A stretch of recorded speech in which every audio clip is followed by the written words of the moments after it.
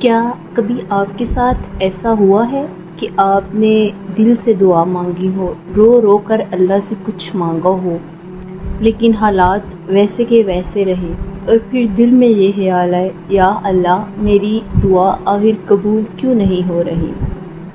اگر آپ کے ساتھ بھی کبھی ایسا ہوا ہے، کبھی آپ نے ایسا محسوس کیا ہے، تو میری ہی ویڈیو آخر تک دیکھیں، کیونکہ آج ہم اسی سوال کا جواب قرآن اور صحیح احادیث کی روشنی میں سمجھنے کی کوشش کریں گے۔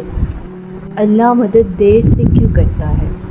دیکھیں، ہم انسان ہیں، اس لیے ہم چاہتے ہیں کہ جو دعا آج کریں اس کا جواب آج ہی مل جائے، لیکن اللہ تعالیٰ کی ذات صرف ہمارا آج نہیں دیکھتی، اللہ تعالیٰ کی ذات ہمارا آنے والا کل بھی جانتی ہے۔ کبھی ہم جس چیز کے لیے ضد کر رہے ہوتے ہیں وہ ہمارے حق میں اچھی نہیں ہوتی، اور کبھی اللہ تعالیٰ ہمیں کسی بہت بڑی نعمت کے لیے تیار کر رہے ہوتے ہیں۔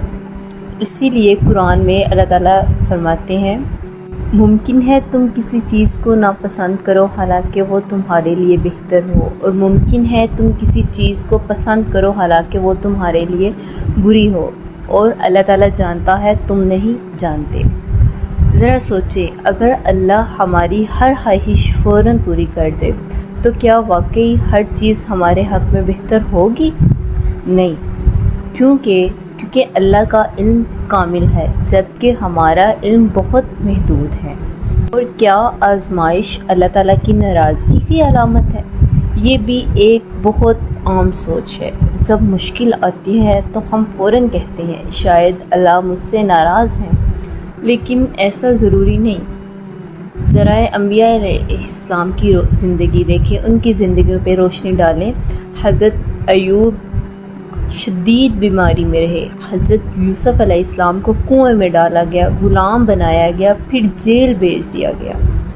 اگر آزمائش کا مطلب اللہ تعالیٰ کی ناراضگی ہوتا، اللہ تعالیٰ کی ناراضی ہوتا، تو اللہ اپنے محبوب بندے کو کبھی آزماتا ہی نہ۔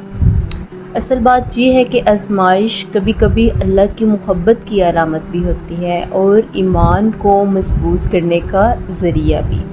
حضرت یوسف علیہ السلام کی زندگی سے ہم کیا سیکھتے ہیں؟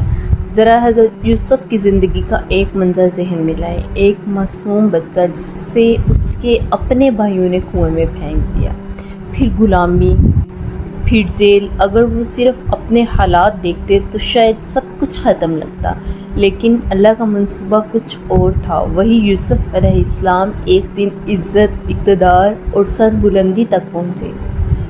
کبھی کبھی ہماری زندگی کے مشکل دن اصل میں اللہ تعالیٰ کی طرف سے آنے والی آسانیوں کی تیاری ہوتے ہیں۔ یاد رکھیں، دعا کبھی بھی ضائع نہیں ہوتی، اور آپ کی کوئی بھی دعا ضائع نہیں جاتی۔ صحیح احادیث سے ہمیں معلوم ہوتا ہے کہ اللہ تعالیٰ دعا کا جواب مختلف طریقوں سے دیتے ہیں۔ کبھی وہی چیز عطا کر دیتے ہیں جو ہم مانگتے ہیں، کبھی کسی آنے والے مصیبت کو دور کر دیتے ہیں، کبھی اس دعا کا اجر آخرت کے لیے محفوظ کر دیتے ہیں۔ اس لیے اگر جواب کبھی آپ کی مرضی کے مطابق نہیں آیا تو یہ مت سمجھے کہ دعا قبول نہیں ہوئی۔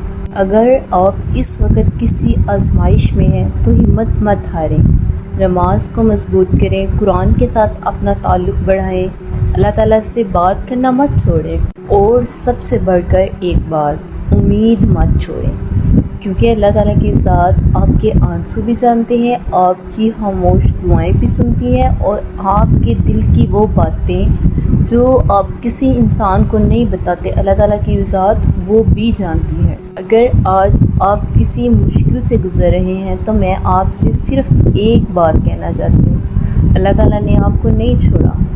ہو سکتا ہے وہ بھی آپ کی کہانی لکھ رہا ہو، اور جب اللہ تعالیٰ کی ذات لکھتی ہے تو انجام ہمیشہ خوبصورت ہوتا ہے۔ بس اللہ تعالیٰ کی ذات پہ یقین رکھیں، اندھیری رات ہمیشہ نہیں رہتی، اور اللہ تعالیٰ کی جو رحمت ہے اس کا سورج ضرور طلوع ہوتا ہے۔ اللہ تعالیٰ ہم سب کی دعائیں قبول فرمائے، ہماری پریشانیاں آسان کریں، اور ہمیں ہر حال میں اپنا شکر گزار بندہ بنائیں۔ آمین ثم آمین۔